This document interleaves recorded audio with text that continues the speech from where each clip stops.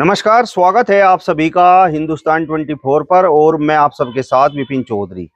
अपने जीवन में आपने कभी न कभी चुगली और निंदा को जरूर झेला होगा, चुगली और निंदा के बारे में जरूर सुना होगा। अब इसका प्रतिशत स्त्रियों में ज्यादा होता है या फिर पुरुषों में, या फिर समान भाव से स्त्री और पुरुष चुगली और निंदा करते हैं, और समाज पर इसका किस प्रकार का प्रभाव पड़ता है। बातचीत करने के लिए आज हमारे साथ महंत आनंद स्वामी जी मौजूद हैं। महंत जी, बहुत बहुत स्वागत करता हूं आपका हिंदुस्तान 24 पर। आपका भी मंदिर में बहुत बहुत स्वागत है प्रियवर। आप धार्मिक विषय लेकर के आते हैं, जन कल्याण के लिए विषय लेकर के आते हैं यहाँ पर, इसके लिए मैं विशेष रूप से आपको पुनः साधुवाद दूंगा। महाराज जी, सबसे पहले तो मैं यही जानना चाहता हूँ कि क्या चुगली और निंदा में किसी प्रकार का कोई अंतर होता है। देखिएगा प्रियवर, सबसे पहले मैं आपको बता दूं कि निंदा सामने वाले की टोटल बुराई करना है, टोटल कमियां निकालना है, यह निंदा है। लेकिन कोई ऐसी बात कह देना जो सामने वाले की विशेष बुराई को भी इंगित ना करती हो, लेकिन उसका प्रभाव गलत पड़ता हो, वह चुगली कहलाएगी। यानी लगभग एक जैसी चीजें हैं, निंदा और चुगली एक जैसी चीजें हैं, लेकिन चुगली थोड़ी सी सॉफ्ट हो सकती है, उसका प्रभाव दुष्प्रभाव बहुत बड़ा होता है, सॉफ्ट हो सकती है। निंदा कभी भी सॉफ्ट नहीं होती है, बस इतना सा फर्क है, वरना लगभग एक जैसी ही चीजें हैं। इन दोनों में से मारक कौन सी है, निंदा या फिर चुगली? देखिएगा, निंदा यदि आप किसी की कर रहे हैं, केवल निंदा कर रहे हैं, उसका सामने वाले पर प्रभाव कम पड़ेगा। लेकिन यदि आप चुगली कर रहे हैं तो उसका विपरीत प्रभाव बहुत गहरा हो जाता है। इसलिए चुगली ज्यादा खतरनाक है। और धार्मिक आधार पर यदि हम देखते हैं, चुगली संसार के जघन्यतम पापों में से एक होती है, यानी कि संसार के सबसे बड़े पापों में से चुगली होती है। महाराज जी, ये स्त्रियों में ज्यादा पाई जाती है चुगली और निंदा, या पुरुष भी चुगली और निंदा करते हैं? देखिएगा प्रियवर, उसके लिए मैं आपको यह बताना चाहूंगा कि जो भी व्यक्ति ज्यादा बात करेगा उससे ज्यादा गलत बात निकलेंगी। यदि कोई व्यक्ति यह चाहता है कि मेरे मुंह से कम गलत बात निकले, तो उसको अपनी आदत में कम से कम बोलना शुमार करना पड़ेगा। यानी यदि आप 10 आदमियों में जाकर के बैठते हैं, वहां पर केवल उन बातों को बोलें जिन बातों का वहां पर मतलब हो बोलने का। यानी व्यक्ति 13वीं में जा रहे हैं इसलिए कि भाई मृतक को श्रद्धांजलि देने के लिए जा रहे हैं, और वहां पर बातें पता नहीं क्या क्या शुरू कर दी, वहां पर बात आकर के चुगली पर टिक जाती है, निंदा से फिर चुगली पर आकर के टिक जाती है। वहां पर अगर बात करनी थी तो परमात्मा की करनी थी, वहां पर बात करनी थी आत्मा की करनी थी, वहां पर बात करनी थी सदगति की दुर्गति की करनी थी, वहां पर इस तरह की बातें करनी थी। लेकिन अगर अनर्गल बातें करना शुरू कर देंगे तो वो निंदा और चुगली पर आकर के टिक ही जाएंगे, और निश्चित रूप से फिर वह आदमी उन चीजों में लिप्त हो जाएगा। अब आपने पूछा कि यह स्त्रियों में ज्यादा होगा या पुरुषों में ज्यादा होगा, तो मैं सबसे पहले आपको बता दूं कि आपने देखा होगा कि 10 स्त्रियां जहां पर इकट्ठा होती हैं तो वो इधर उधर की बात करेंगी, और जब वो इधर उधर की बात करेंगी तो मुंह से गलत बात निकलेगी, और गलत बात निकलेगी तो वही तो चुगली होगी। और इसका दुष्प्रभाव कितना होता है, इस बात के बारे में अक्सर उनको पता नहीं होता। मैं सीधे सीधे सबसे पहले आपको यह बात बता देना चाहता हूं। एक छोटी सी कहानी है, छोटी सी। एक बार एक राजा था, उस राजा ने अपने मन में सोचा कि मैं एक ब्रह्म भोज का आयोजन करता हूं, साधुओं को बुलाऊंगा, ब्राह्मणों को बुलाऊंगा, उनके लिए भोजन की व्यवस्था करूंगा। बहुत सारे पकवान बनाए गए, और उन पकवान से पहले एक खीर बनाई गई कि उन पकवान से पहले वह उनको परोसी जाएगी उस प्रसाद से, उसके बाद उनका भोज शुरू होगा। एक बड़ा सा कड़ाह चढ़ा दिया गया, बहुत बड़ी देग चढ़ा दी गई। अब उसमें खीर बन रही है, बहुत सारे मेवे मिष्टान बन रहे हैं, बड़ी श्रद्धा के साथ में पाचक उसे बना रहे हैं। अब उधर से एक बाज गुजरता है जिसके पंजों में एक सांप, जहरीला सांप दबा हुआ था। अब सांप ने अपने बचाव के लिए दंश मारना चाहा बाज को वो दंश नहीं लग सका, उसके दांतों से जहर रिलीज हो गया। वो जहर जो कालकूट विष था वह उस खीर में गिर गया। अब खीर जहरीली हो गई। अब वहां पाचक को पता नहीं, वहां राजा को पता नहीं, किसी को नहीं पता कि खीर जहरीली है। अब जैसे ही वह खीर प्रसाद के रूप में सभी लोगों के पास में पहुंची, अब उन लोगों ने उस प्रसाद को ग्रहण करने से पहले मंत्र पढ़ा, अन्नपते अन्नश्यदे हन्न विवस्मिवस्य सुस्मिना दातारम तारिशम ऊर्जम देहि द्विपदे चतुष्पदे। मंत्र पढ़ करके उन्होंने इस तरह से कोर उठाई और उठाकर अपने मुंह में डाली। जैसे ही सबने एक साथ डाली, क्योंकि सबने एक मंत्र पढ़कर एक साथ डाली थी, वो अनुशासन के तहत डाली थी, तो जैसे ही वो कोर मुंह में डाली, सारे के सारे पीछे लेट गए, सबके मुंह में जा गए, और सबके सब वहां पर उस जहर के प्रभाव से मर गए। राजा बड़ा दुखी हुआ, होना ही था। राजा बड़ा दुखी हुआ, राजा परेशान था, राजा सोच रहा था कि अब मैं क्या करूं भाई।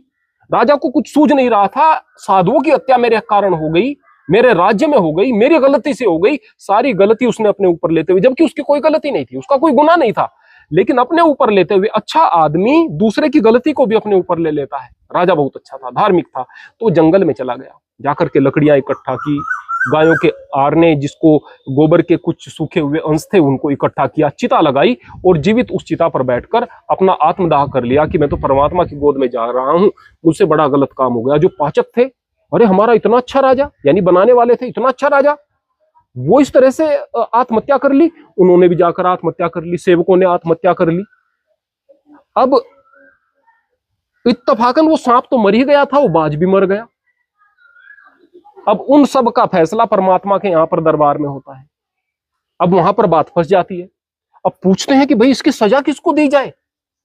अब यह बाज को सजा दे, नहीं भी, बाज को सजा किस लिए दे, उसका तो भोजन था सांप।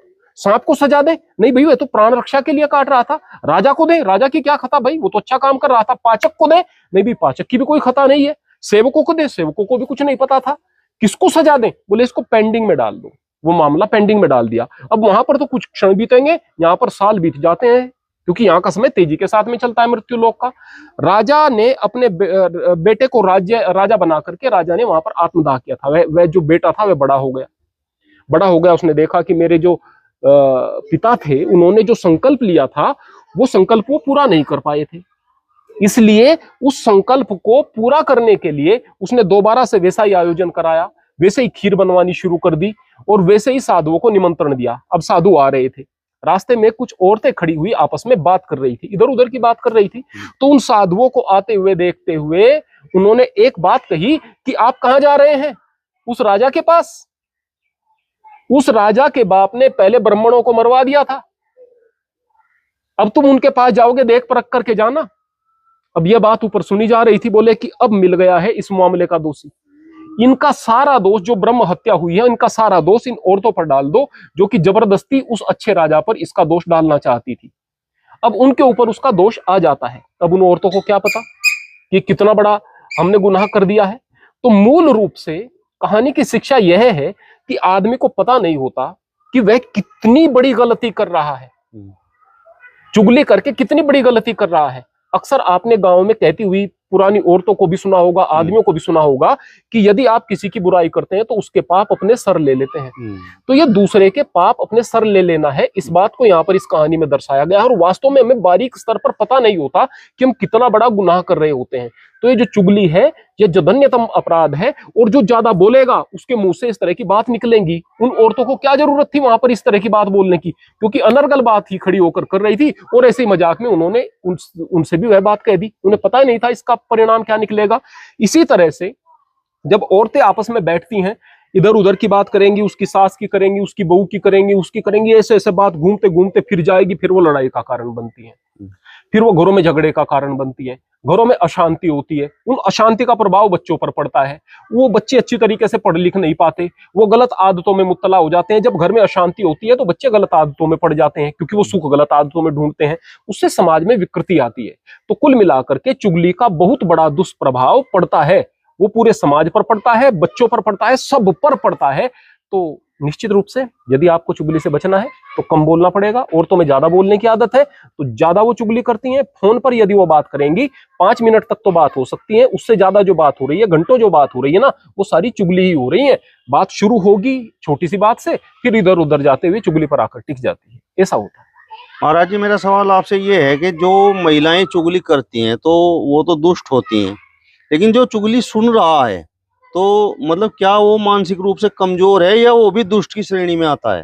देखिएगा प्रियवर, कभी भी अच्छा आदमी चुगली नहीं सुन सकता। या तो वहां से उठ करके चल देगा, या फिर वो हाथ जोड़ करके कहेगा कि मेरा इंटरेस्ट इन बातों में नहीं है, कृपया आप इस तरह की बात न करें। मैं बहुत सारे अपने घरों में, जो कि मेरे पास में मुझसे जुड़े हुए लोग बाग आते हैं, मैं उनसे एक बात कहता हूं कि एक नियम अपने घर में अच्छी प्रकार से आप बना लीजिएगा। दूसरे व्यक्ति की बुरी बात तो करनी ही नहीं है, दूसरे व्यक्ति की अच्छी बात भी नहीं करनी है। यानी आप अगर बात कर रहे हैं, एक औरत आई, दूसरी औरत उसके पास में बैठी है, आपस में एक दूसरे से बात करें।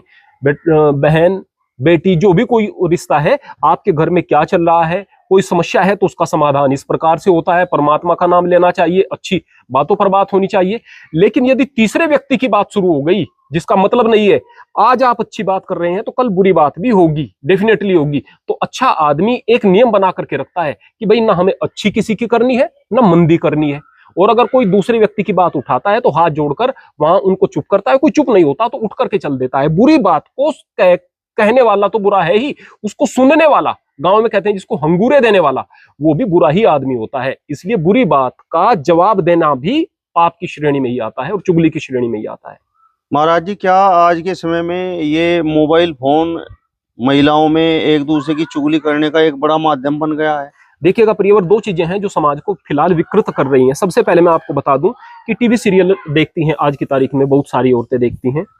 वहां पर दिखाई क्या देता है, बहुत सारी औरतें सज धज करके बैठी हुई होती हैं, आपस में घर में बैठी हुई होती हैं। कुछ साजिश वो कर रही है, कुछ साजिश वो कर रही है। ना तो वहां कुछ काम करते हैं उनके घर वाले, ना उन्हें कुछ काम करने की आवश्यकता। वो पैसा कहां से आ रहा है कुछ पता नहीं, कमाई कहीं से हो रही है कुछ पता नहीं, गहने कहां से पहने कुछ पता नहीं। हमारी बच्चियों के दिमाग में एक बात आती है कि बस घर ऐसे ही चल जाते होंगे, घर चलाने की तो कोई बात ही नहीं है, कोई कॉन्सेप्ट ही नहीं है।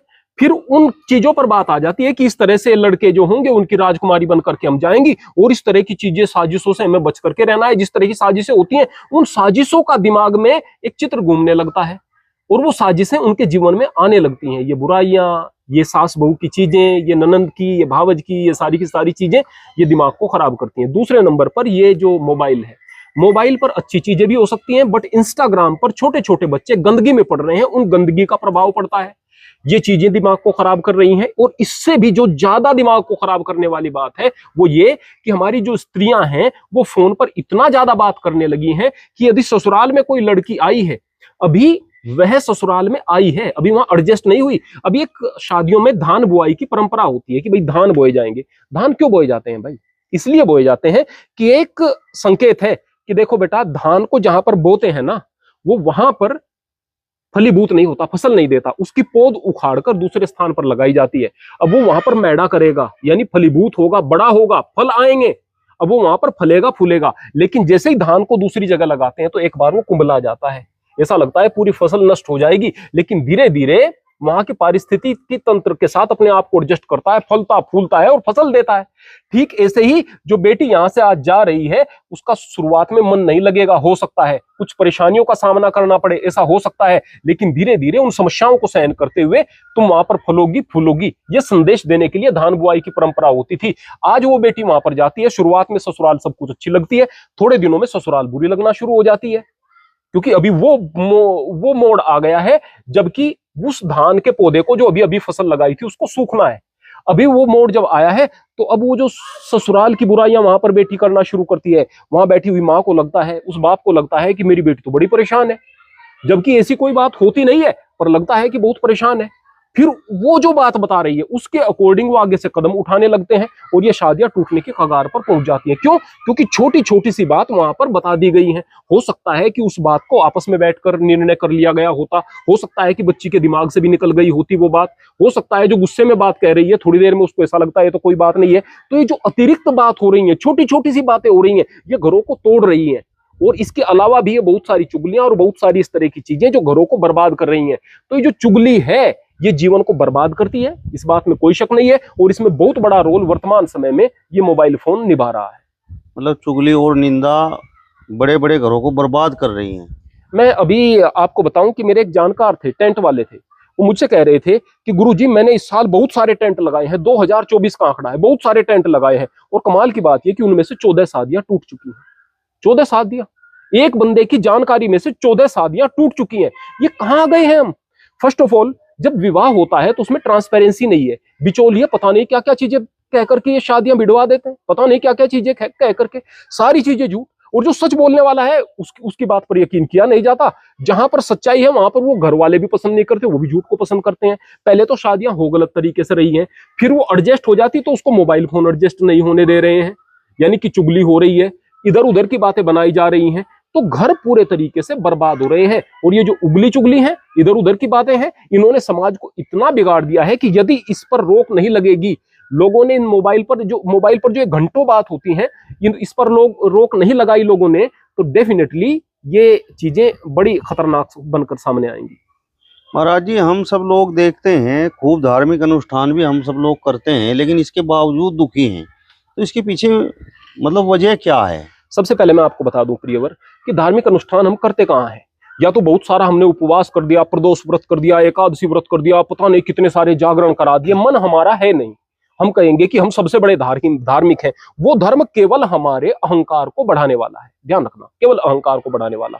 जैसे कि अगर आप एक संतमत वाले व्यक्ति से पूछेंगे, वो कहेगा हमारे गुरुजी तो सबसे बढ़िया और वो साक्षात ब्रह्म का अवतार है, उनके जैसा तो कोई दूसरा है ही नहीं, सारे के सारे दूसरे मूर्ख हैं, और हमारे गुरु बताते हैं कि ये कबीर ही ईश्वर है।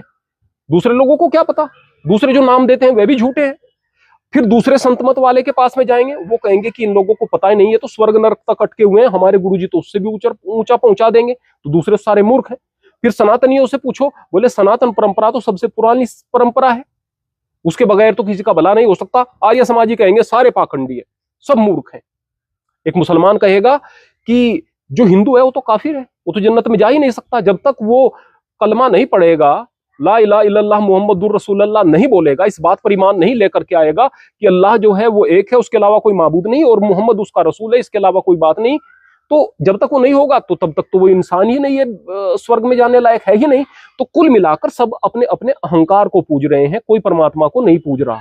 हर एक व्यक्ति कहीं ना कहीं अपने अहंकार से जुड़ा हुआ है। मेरा गुरु बढ़िया, मेरी किताब बढ़िया, या मेरा संतमत बढ़िया, या मेरा संप्रदाय बढ़िया, या मेरा समाज बढ़िया, या मेरे मार्गदर्शक बढ़िया, मेरे पथ प्रदर्शक बढ़िया, मेरी किताब ईश्वरीय ग्रंथ है, मेरी किताब आसमानी किताब है। इन चीजों से जुड़े हुए हैं, जो मैं से जुड़ा हुआ है और मेरा से जुड़ा हुआ है, वो परमात्मा से जुड़ा हुआ कहाँ है? अब दुख तो रहेंगे ही। अब मेरे प्रेरणा स्रोत जो संत बाबा मस्कीन सिंह जी, बहुत बड़े संत थे, दिव्य संत थे, वो एक बात कहा करते थे कि किससे पता पूछें मंजिले जाना, जिसको खबर थी तेरी वो बेखबर मिला। किससे पता पूछें, कौन उस परमात्मा का पता बताएगा? जिसको खबर थी वो चुप हो गया। और जो ये बहुत बोल रहे हैं इनको पता कुछ नहीं है। वो चुप क्यों हो गया? क्योंकि जो वो सुनाना चाहता है लोग वो सुनना ही नहीं चाहते, इसलिए वो चुप हो गया। और जो सुनाने पर पड़े हुए हैं वो केवल अपने अहंकार को पुजवा रहे हैं, क्योंकि उस पाखंड से ही सारे के सारे मत चल रहे हैं, ज्यादातर मत चल रहे हैं, उन पाखंडों के पीछे लोग दौड़ रहे हैं। इसलिए जो असली संत है वो चुप हो जाता है, वो खामोश हो जाता है। ये कारण है कि लोग धर्म से जुड़े हुए नहीं, लोगों का अहंकार ही इतना प्रबल है। जो धर्म से जुड़ा हुआ व्यक्ति है वो कहेगा कि भाई मैं परमात्मा से जुड़ा हुआ हूं, तू भी मुझे कुछ अच्छी बात बता, क्या पता तुम्हारे पास से मुझे कोई अच्छी बात मिल जाए। अपने गुरु की भी बात बताओ भाई, क्या पता मुझे वहां से अच्छी बात मिल जाए। दूसरे धर्म के व्यक्ति से भी मोहब्बत करेगा, आओ भाई कुछ परमात्मा की बात करेंगे, हो सकता है मेरी बात कोई अच्छी लग जाए, मेरी बात आपको अच्छी लगे या ना लगे, क्या पता तेरी बात में से कुछ अच्छी बात निकल आए। कोई इस तरह की बात नहीं करता है। जो करता है वो धार्मिक है और उसके जीवन में दुख नहीं हो सकता है। ध्यान रखना, तकलीफें आती हैं लेकिन तकलीफों को सहन करने की क्षमता उसके पास में आ जाती है, धैर्य आ जाता है, सहनशीलता आ जाती है, और एक विशेष प्रकार की आभा उसके जीवन में आ जाती है। तो मूल बात यह है कि लोग धर्म से कटे हुए हैं, लोग अपने अहंकार से जुड़े हुए हैं, इसलिए जीवन में दुख। चलिए, तो महंत आनंद स्वामी जी को आपने सुना। फिलहाल इस वीडियो में बस इतना ही। अगली वीडियो में फिर आपसे मुलाकात होगी, तब तक बने रहिए हिंदुस्तान 24 के साथ। नमस्कार।